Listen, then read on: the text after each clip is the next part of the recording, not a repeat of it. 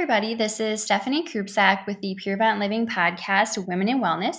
With me today, I have Sonia Mookherjea, a functional medicine physician assistant clinical liaison that specializes in bioidentical hormone replacement therapy, integrative management of mood disorders, gut health, immune optimization, and more. So thanks so much for being here today. Thanks for having me, Stephanie.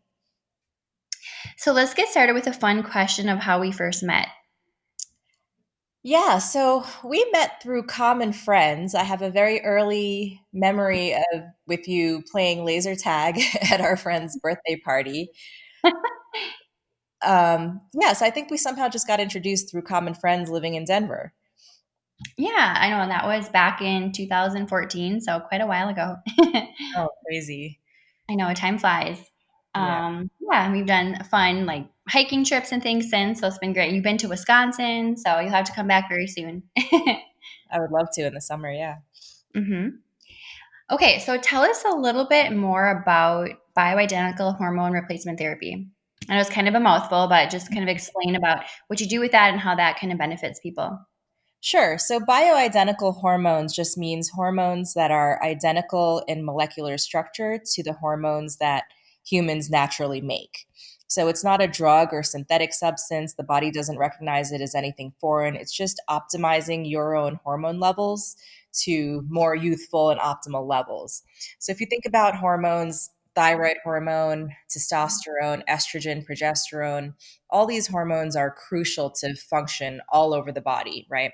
We've got receptors for thyroid hormone in every cell of our body.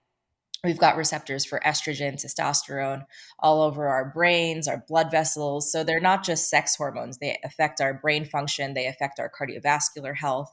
And unfortunately, the way humans are designed, as we get older, our hormone levels tend to drop. And that can create a lot of the symptoms of getting older, a lot of fatigue, loss of muscle mass, loss of libido, brain fog, issues with mood, depression, anxiety, and of course, the classic scenario is a woman going through menopause who's having hot flashes and night sweats, and it really interferes with daily function. So by replacing those hormones to more optimal levels, you can help to reduce a lot of those symptoms without needing to use synthetic pharmaceutical drugs. Okay. So do you want to explain a little bit more about where these like hormones come from? So if it's not a, man-made type of drug. Compounding pharmacies, and they're plant based. So usually, like Okay. yams are a common source of the molecule, but the compounding pharmacies are able to take these plant based molecules and modify them to be identical to the human hormones. So they're not a pharmaceutical approved drug. It's not something that the pharmaceutical industry can patent because they are bioidentical. So it's kind of a whole different field of medicine that doesn't get enough attention, but has so much great data and efficacy and really changes people's lives. Wow, that's really interesting that it's, identical, but yet it's a plant-based compound. It's very, very fascinating. And you said it's not something that is like FDA approved, for example. It's not, because FDA approval requires huge randomized controlled trials, which really only the pharmaceutical companies have money to conduct those kind of studies. And pharmaceutical companies don't really have much incentive to look at bioidentical hormones because they can't patent them. So Mm. the FDA approved hormones that have been on the market were synthetic hormones. If you've heard of like Premarin or Prempro, those are actually estrogen derived from horses and were shown to have a lot of harmful side effects because they're not exactly bioidentical. So even though they mimic estrogen in the human body in certain ways, they also have unintended effects because they only bind to certain receptors and not others. So it gets complicated getting into the molecular biology of it. But the point is, the bioidentical hormones are much safer than the synthetic hormones. Yeah, I mean that definitely sounds like it. It's really interesting. Yeah, if you're putting a like another animal's hormones into your body, that doesn't seem to be as strategic as something that's more relatable. Right. Um, so if these hormones are created from plants, does that mean in a sense too that with like a good diet, eating these plants, these fruits and vegetables, it kind of does the same thing at like a lower amount, or? I mean, I think a good diet is absolutely crucial to health and should not be underestimated in any way. And a lot of symptoms can be helped with dietary changes, but it wouldn't be the equivalent of effect of bioidentical hormones. Like eating a lot of yams wouldn't give you more estrogen and progesterone because the compounding pharmacies go through a really complex mechanism that I'm not aware of. It would be great to chat with a compounding pharmacist about how they actually do this, manipulating the molecule to actually be human estrogen or human testosterone. So if you look at the chemical structure of it, it's going to be identical. So that wouldn't occur in nature without human manipulation. Mm-hmm. Wow, that's really interesting. So, and how do you get this therapy? Is it like an injection or? There's a lot of different methods. The safest way to do estrogen, for example, is transdermal. So if you Okay. take estrogen orally, it can actually increase clotting factors in your liver, so increase blood clotting, which is why when you take the birth control pill, for example, there's that black box warning, risk of stroke. Okay. It can cause clotting. So if you do estrogen through the skin transdermally, it bypasses that liver metabolism and doesn't have that same effect on clotting factors. So you can apply a cream. There's also something called pellets. And pellets are the bioidentical hormones compounded into almost like a tiny grain of rice that's inserted usually into the fatty area of the hip, right under the skin into the subcutaneous fat in a minor procedure that we do at the office all the time. It takes less than 10 minutes. You make a tiny little 3 millimeter incision, insert the pellets in. You don't need a stitch or anything. It just heals right back up in a couple of days. And that can actually give you continuous delivery of both estrogen and testosterone into your system for about 4 months in women is how long it lasts, 6 months in men. And in men, we're doing testosterone only. So that is the most popular way of doing it is the pellets, and that my patients feel the most benefit as far as mood and energy and improvement in all their symptoms with that option. Well, There's some oh. hormones that you can do orally. Progesterone is great orally, so it really depends on the hormone. But yeah, it's a combination of oral, transdermal, pellets. Sublingual also exists. Mm-hmm. Okay. Wow, that's really interesting. And I know, I guess from my CBD background, the whole transdermal is that it has to go through the barriers of your skin to get to your body. So it's interesting. And then the pellets, I had not heard of that one before. Yeah, Yeah. it's a really cool option that's out there because the problem with the creams is that most people forget to apply it every day, so they don't feel the benefit. Whereas with the pellets, you come in once every 4 to 6 months for the procedure, and it keeps your blood levels really steady for that whole duration. So people really notice the benefit. Yeah, that makes a lot of sense. And in the conjunction with this hormone therapy, you mentioned that you do management of mood disorders. So because I know that, yeah, if you have off balance hormones, like even like a woman, her monthly cycle, if it's off balance, you might become moody. Or so is that just another thing or another benefit of doing this type of hormone replacement therapy? Absolutely. I've been able to get so many people off of their antidepressants with getting their hormones optimized. Wow. Well, underlying causes of depression can be low thyroid. If your thyroid hormones are low, you're going to feel lethargic, sluggish, not motivated, depressed. As you mentioned with the female menstrual cycle, there's a lot of hormonal fluctuations that occur. A lot of women in their 30s, 40s who aren't yet in menopause start declining progesterone production. So they have menopausal levels of progesterone, even though they're still making estrogen. And that can make PMS symptoms really bad as far as mood would be anxiety, insomnia, tearfulness. It can also create some of the other symptoms of PMS, such as bloating, painful and heavy periods. So optimizing their progesterone can really help to make the whole menstrual cycle much more tolerable. hmm Very interesting. And another aspect of this type of therapy, you talk about helping with autoimmune disorders. You want to touch more upon that? So with autoimmune, that's a little separate than the bioidentical hormones, but there's a lot of data. So there is definitely hormonal relation to autoimmune disorders, more specifically with cortisol. So making sure your cortisol response is in a healthy cycle, a lot of people end up with dysregulated cortisol response. Cortisol is supposed to be really high in the morning, and that's our stress hormone, right? So that's the hormone that gives us the energy to get up during the day in the morning, get started with our day. If we're in a stressful situation, cortisol will spike really high to give us the energy to fight or flight or do whatever is needed to do from a survival perspective. But with chronic stress, cortisol can get dysregulated where it's running too high during the day, running too high at night, causing insomnia, or it can drop really low, causing more adrenal fatigue and other sorts of difficulties. So a lot of people that have dealt with a lot of stress are on different planes of that spectrum. And that is actually really related to autoimmunity because our body is designed to prevent autoimmunity from occurring. Autoimmunity is our immune system cells turning against our own tissues. And we do have a feedback process that identifies those kind of rogue immune cells and gets rid of them. But if you're not sleeping properly, if you're under chronic stress, that's a huge factor in autoimmunity developing, as is diet. So if you're eating foods that are causing leaky gut or increased intestinal permeability, those foods, gluten, dairy being two of the biggest offenders, can leak into your bloodstream and your immune system mounts an attack against those proteins in those foods. And those antibodies that your immune system develops can then go attack your own tissues. So there's a lot of lifestyle factors that go into autoimmunity, as well as nutrition.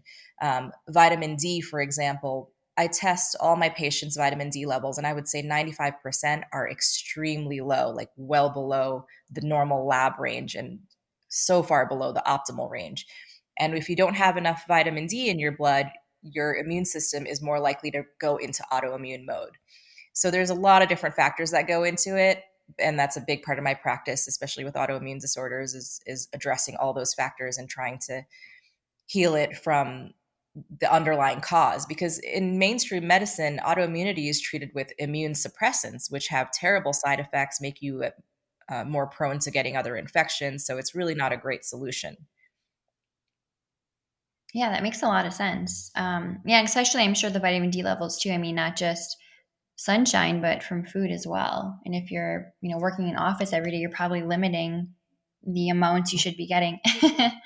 So, Yeah, vitamin D is one of those things that it is hard to get from food. You can find vitamin D in like cold water, wild caught fish. Um, okay. Cod liver oil has vitamin D. Wild caught salmon has some vitamin D, but there's not a lot of food sources of vitamin D, and it is mostly from the sun. And if you're wearing sunscreen or if you're wearing long sleeves, you're not getting absorption. So it's one that people tend to be really deficient in, and most of mainstream medicine doesn't pay enough attention to it. It has so many studies showing the importance, and especially right now with COVID-19 going around, low vitamin D is associated with increased risk of respiratory infections. So it's a Ah, really important supplement to be taking if your levels are low. okay. And are you in favor of prescribing, vitamin D pills, or would you prefer to have somebody just go outside for a half hour?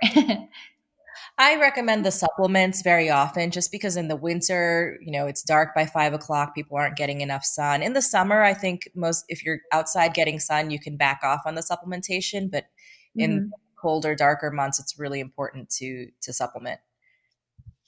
Are there any certain brands that you really like? Because I know that there are, different supplements they say are, more pure than others, actually are, beneficial. Are there any off the top of your head that you'd recommend? Vitamin D, I see pretty good results with it across the board. It's not one of the ones where the brand is that important. There are a lot of Okay. studies that show administering it with K2 is best because the K2 helps to activate vitamin D to keep the calcium in our bones, which is where we want it, not in our bloodstream. So that combination is a good one to look for, vitamin D3 and K2. Okay, perfect. I did not know that either. DVK2. Okay. Um, do you want to talk a little bit more about your experience helping with herbal medicine? Yeah, we use a lot of herbal medicine in our practice. There's, especially right now with the virus going around, there are so many plant-based antivirals that people don't even know about that are extremely effective. I work in a setting where I see primary care patients. We approach it with a functional and integrative medicine approach, but I'm constantly having people come to me who have the cold or the flu or a cough or a sore throat. And with getting my supplements optimized, I haven't gotten sick in the last couple of years. So it can make a huge difference. There's not a lot of FDA approved antivirals on the market, but there's a lot of plant based antivirals that can really help with prevention, as well as a whole slew of other conditions. But right now, there's a lot of emphasis on the plant based antivirals. So I've been recommending a lot of those to my patients, and it absolutely works. Mm-hmm. And if Are you there any that, sorry to interrupt, but if you think about our pharmaceutical medications, antibiotics, the couple of antivirals that are FDA approved, they're all derived from plant molecules originally. Like Mhm. penicillin is was developed from a mold, basically. So that is the origin of most of our medication, anyway. Yeah, no, that makes a lot of sense. I know right now during COVID, yeah, everybody's like trying to, hype up on the vitamin C and just, stay healthy. What are some herbal antivirals that you'd recommend for those that are not really familiar with the kind of herbal medicine realm? Sure. So definitely vitamin C, vitamin D daily. I would recommend about 5,000 each of vitamin C, vitamin D. With the vitamin D, you'd want to have your levels checked first. Um, Vitamin C is water soluble, so you can safely take 5,000 throughout the day. As far as adding on some antivirals, so one of my favorites is Viragraphis. So it's actually called Andrographis, and it basically inhibits the virus from being able to enter your cells. Hmm. It goes into a really complicated pathway called the furin molecular pathway, but that one is extremely effective. Um, a lot of herbs can be really effective, like rosemary, licorice. All these plants basically have their own antivirals and antibiotics for their own protection, right? So Yeah, that's a great source to find these compounds. So I would say taking rosemary, licorice, and Viragraphis is a really safe and effective way to prevent viruses from being able to replicate in your body. very great. Yeah, and we can add links to some of those items for people to find. And like rosemary and licorice, for example, do you steep it in like a tea, or what form do you take it, or in a pill form? You could do it either way. The andrographis comes in a pill form. I personally use rosemary a lot in my cooking, but yeah, probably the most consistent way would be to get a capsule form so that your dosage is consistent. Okay, yeah, that makes sense too. Yeah, cooking with rosemary is great. So even rosemary oil, I like to do. Yeah, Chili or a pasta sauce, things like yeah, that. it's such a nice fragrance and flavor. Definitely. Even growing it on your now you can grow it on your patio this time of year. Have a little herb garden. I'm growing some rosemary, some basil. I actually started a garden. I think it's such a wonderful thing to invest your time into, especially when people are staying at home more. To grow your own food is absolutely liberating and totally worth it. Yes, and then you're getting more vitamin D because you're outside pulling weeds to maintain your garden, right? Yeah, That's a win-win. yeah, good point. Definitely. So I know telehealth is such a huge form of healthcare right now. And do you want to talk a little bit more about that, how you've seen it kind of develop, and maybe also, with your work right now, if anybody from like any state, like you're in Denver, maybe somebody from Milwaukee or another location could reach out to you and work with you because of telehealth. Yeah, so just if you want to share more about that. Yeah, telehealth has been a lifesaver during this time when we're trying to social distance and avoid unnecessary contact with other people. We can accomplish so much with a telehealth meeting. So, usually in my practice, we'll see patients in person for their initial visit, although right now we are also seeing new patients via telehealth. And you can basically, it's like a Zoom call. You see each other face to face. I can order labs, I can prescribe medications, I can recommend supplements. So, and even with the physical exam, we can do certain parts of the physical exam, but that would be the one piece that we can't do as thoroughly with telehealth. But for the type of medicine I do, which is a lot of work with, you know, lifestyle and nutrition and hormones, I can accomplish pretty much everything I do via telehealth, and it's a great option. I think a lot of patients are not aware that it's out there as an option, or they feel that the level of care is inferior, but it's really not. And I think with the new normal that's coming up, telehealth is going to be a really important part of offering medical care without putting patients at risk. Mm-hmm. Definitely. And with telehealth, like for example, you mentioned, before you prescribe different vitamins, you want to see what people's levels are naturally. How do you test for that? So if you order like a lab kit, is it like a finger prick, or how would somebody go about doing that if you send them a lab? Well, there's so many different lab companies out there, and usually it's a full blood draw, and they can just take the requisition, the lab orders that I put in, to that local blood draw center. So, Okay. everyone's got a LabCorp or a Quest near them. There's some other specialty functional medicine labs that we use that have their own lab centers, so they can just take the orders and get it done, and then I'll get the results. Perfect. I know I Yeah. actually did that when I lived in Denver. It was a company in Longmont where they sent me like the box of vials in the mail, and I just went to the local blood center, had my blood drawn, shipped it in, and it was actually for food allergies. So they sent me like a whole panel back looking at my blood's reactivity to different food. It was really interesting. It was really easy. So it's good to see that that's kind of becoming more common. So Yeah. something I had done 6 years ago that now is more of like an everyday thing. Yeah, great to hear.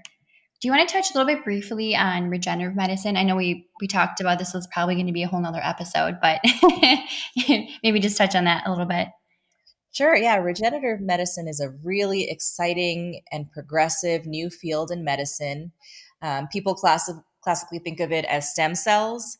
So, stem cells are a type of cell that can differentiate into basically wherever you place it, or wherever it needs to go.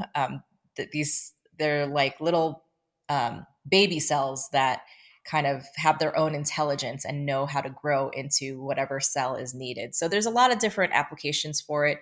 It's used in aesthetics to help with hair and skin.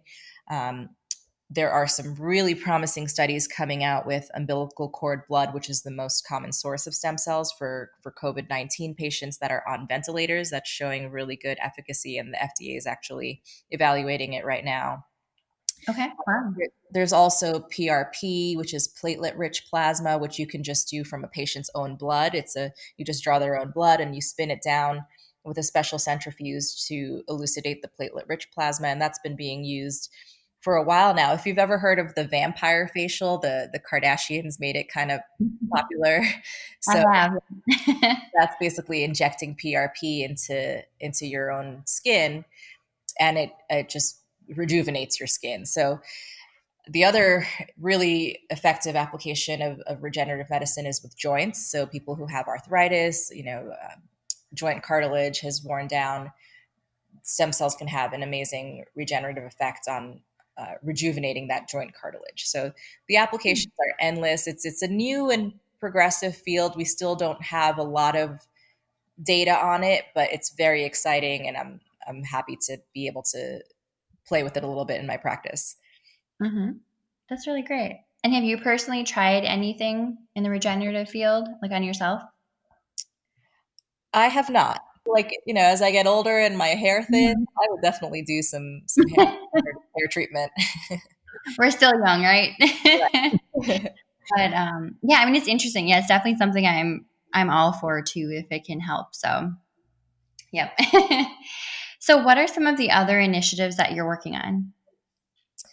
Another thing that I'm looking at is incorporating something called Leanmd into my practice.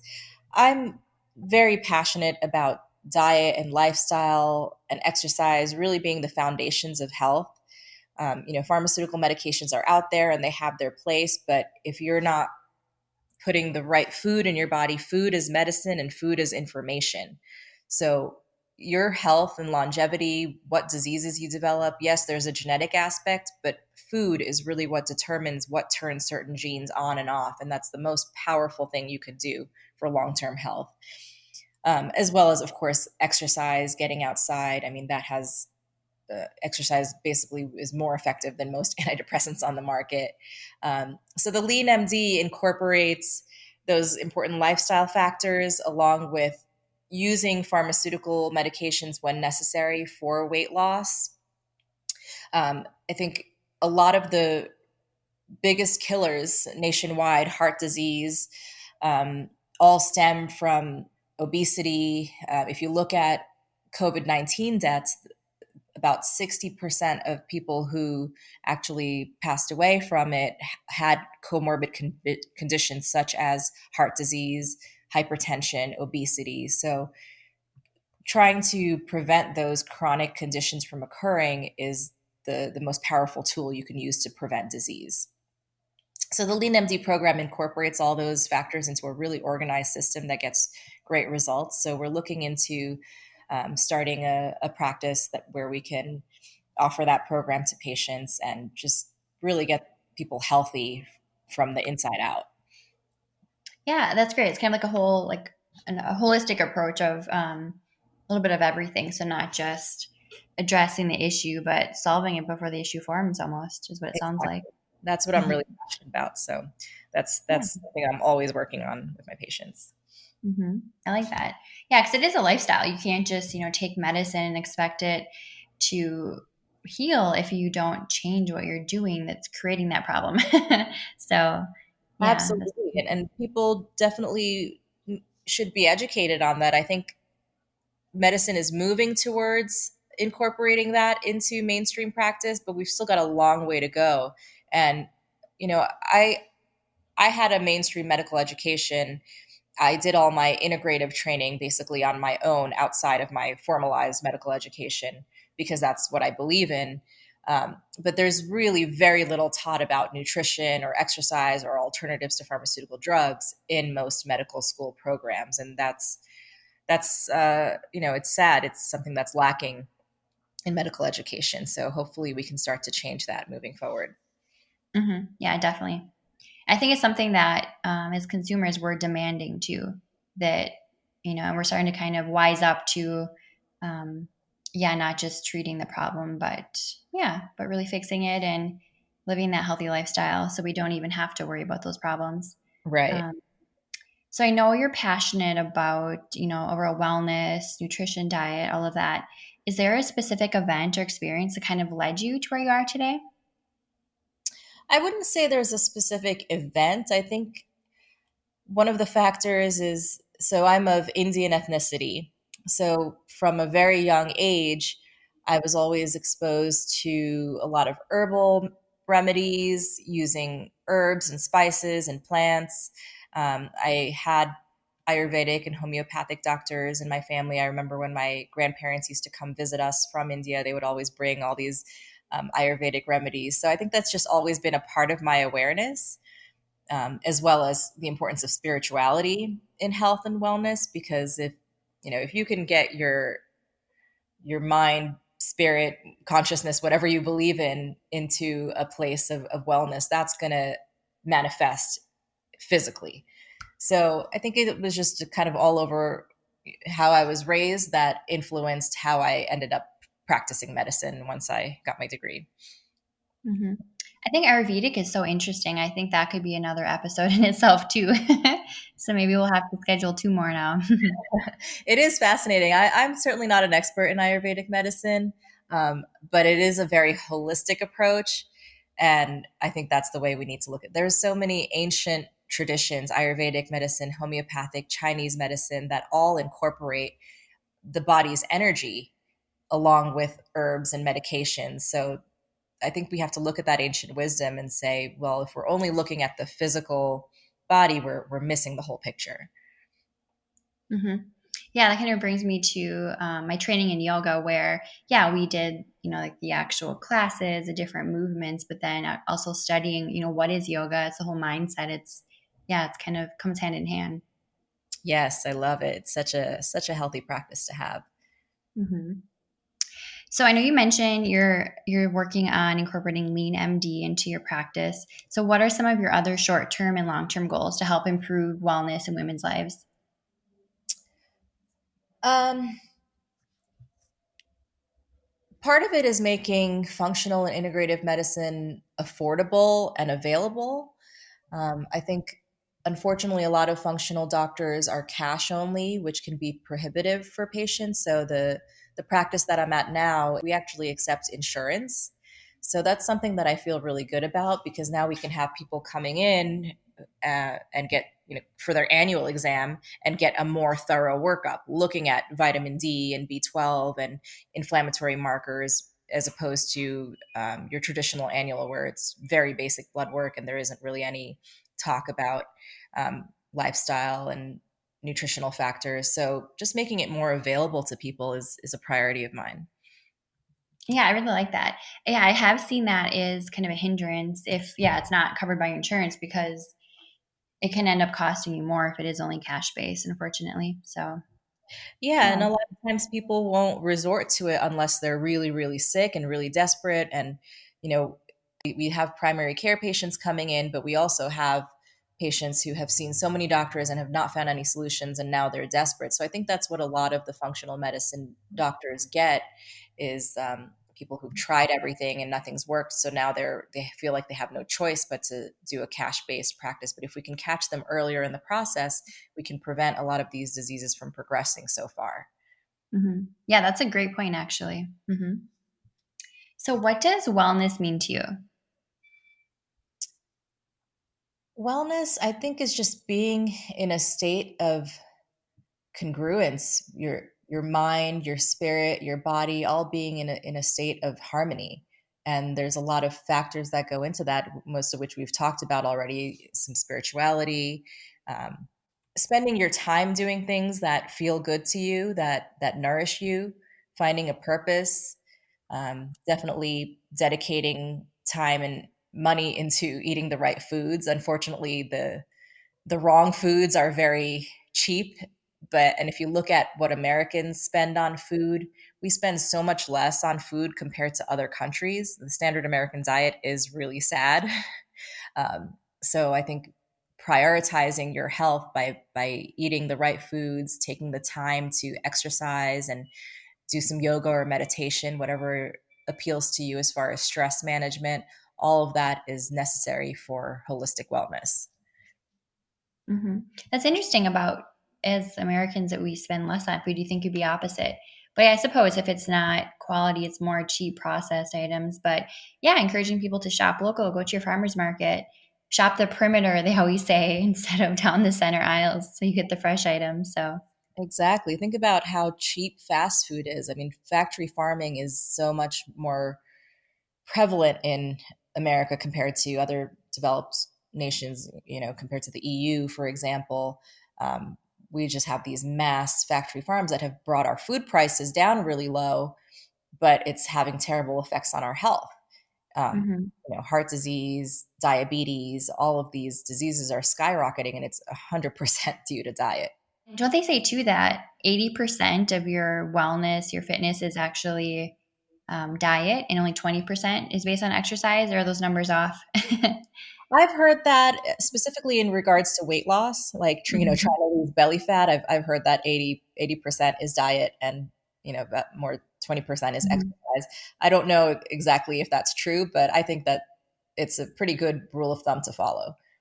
Yeah, it's really interesting if you think about it. And then maybe even just keeping a food diary or journal of what you're eating every day. You might not even realize. I know I saw a friend, she did a post on Instagram where she's like, making sure you're drinking enough water because, especially during COVID, you're maybe inside more, you're, working from home now. You grab food because you're bored, but maybe you're just needing water instead. So, kind of things like that can really help too. Absolutely. If you're having a snack craving, try drinking some water first because you probably don't Mhm. need to be snacking between meals if you're eating a meal that's a healthy proportion of a healthy fat, some protein, some good starch from like plant-based starches. That should keep you full till your next meal. And the more intermittent fasting you can do, that's also really beneficial for blood sugar regulation, insulin levels. So I'm a big fan of intermittent fasting as well. Okay. And do you do 12-hour or 16-hour blocks of time that you don't eat? I do 16-hour myself, but I think 12-hour is a good place to start if you've never done it. hmm Yeah, that's a good idea. Yeah, even if you, say stop eating at 7 p.m. and then wait until breakfast the next morning, that's good too. So Yeah, it's definitely. really not hard. I mean, right now things have been a little slower, which has been nice. I haven't had to commute, so I've been able to just wake up and um, I do my Kundalini yoga in the morning. And when I'm doing it, I'm not even thinking about food, and that's a good hour. So by the time I start thinking about food, it's easy to make that 16-hour window. Yeah, if you don't do any late night snacking, and yeah, and Kundalini, that's with the heavy breath kind of breathing exercises, correct? Yeah, Kundalini is a form of yoga. I like to think of it as like a moving meditation. So it's actually a lot of core work. It's a great workout, but it's activating the energy centers in your body through meditation and breath work, and I love it. I highly recommend it. That's really great. And back to like diet and nutrition, are you in favor of like a well balance, like with, healthy, fish and things like that, or you tend to be more plant-based? So I personally am not a vegetarian, but I do think most Americans are eating way too much meat. You don't need to be eating animal protein with every meal. You don't even need it every day. If you're eating red meat 2 or 3 times a week, that should be your maximum for red meat. Um, Okay. I think adding in wild caught fish, wild caught seafood is really helpful to reduce your red meat and chicken consumption. But ultimately, 70% of your meal should be vegetables.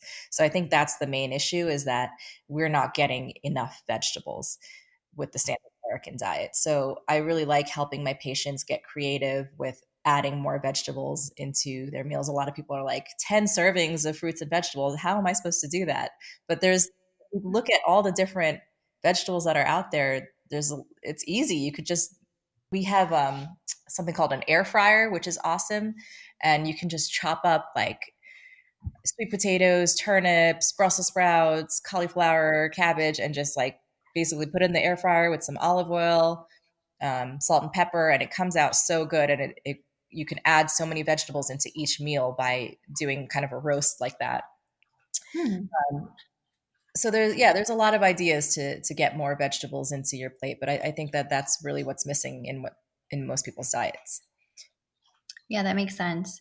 Yeah, air fryer. I've heard a lot about those. I do not have one. I just usually just do the traditional roasting in the oven, but probably Yeah, especially during the summertime, that sounds easier because then you're not heating up your whole place with the oven. yeah, So that is one of the advantages of it, and it probably takes less time because it's smaller, but it works just fine in the oven as well. very great. Yeah, and I tend to be more plant-based myself, but I think, yeah, well balanced, getting those greens in, yeah, more produce being available, especially local, which is great too. So Yes, go support your local farmers. yes, I definitely miss the Boulder Farmers Market, I will say. Yeah, I'm excited for those to open back up, and I heard that they were deemed as essential, at least some of them, which is good because they are essential. Mhm. It's food, Yeah. essential. Yeah, it's like an outdoor grocery store, definitely. So I'll have to schedule a road trip out to Denver very soon, I think, and I'll bring protein bites. Awesome. I love the protein bites. Those are delicious. I remember you brought that last time. I did, yes. Yep. My little hiking snack. Um, Perfect. So I know you did share quite a bit about what you do for your routine, but is there any other wellness ritual that you do daily or weekly that you'd encourage listeners to do as well? Um, yeah, the Kundalini has become my favorite recently. I think, especially with not being able to go to the gym, I've had to get more creative. I mean, I've always gone to the gym on a very regular basis, taking all different kinds of classes. High intensity interval training is really effective for weight loss.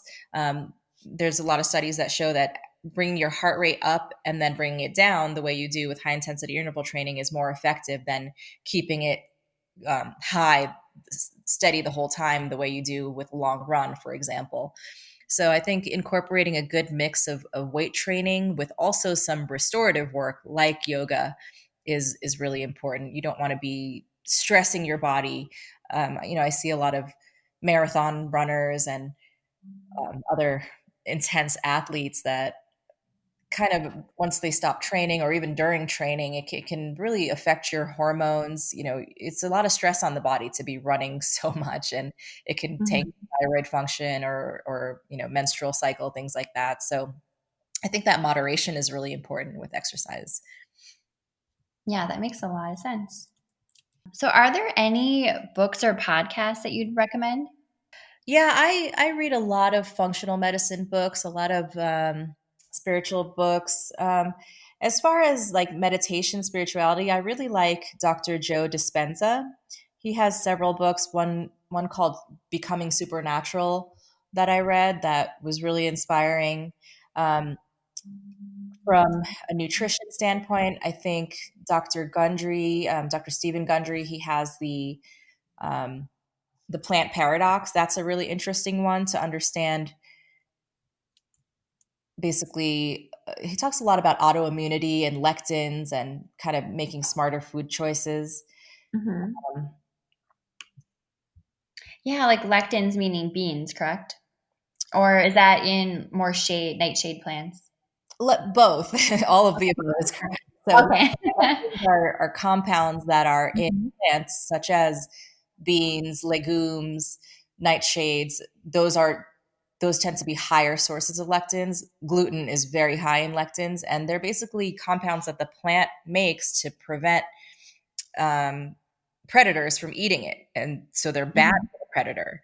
So when we eat those lectins, it can have adverse effects on our gut lining, things like that. So the plant paradox explains that really well. So that's one I would recommend. And then the Whole 30 is a great diet to follow. It has a lot of recipes overall. Mhm. Whole30. Perfect. So, what is your personal mantra or theme song that gets you into a good state of mind to start your day or redirects your mindset to a good place? I don't know that I have a personal mantra or theme song. That's okay. Yeah, I mean, I love the song Imagine by John Lennon. I've always loved that song, but I wouldn't say I listen to it every day or anything like that, but I've always found it really inspiring. That's good. Yeah, just a song that kind of, you know, brings up your mood. And yeah, that's a great one. So, Yeah. how can listeners reach you? Once I have the information for the Leanmd program, I'll be happy to share that as well. Yeah, and I'll definitely be updating the link when you have that business started. And yeah, go from there. So, That would be well, I great. appreciate your time today and sharing all of this great information for everybody, especially during COVID. So, a lot of great tips here for listeners. So, thank you again. And thanks everybody for listening. You're welcome. Thanks for having me on, Stephanie. Look into your eyes.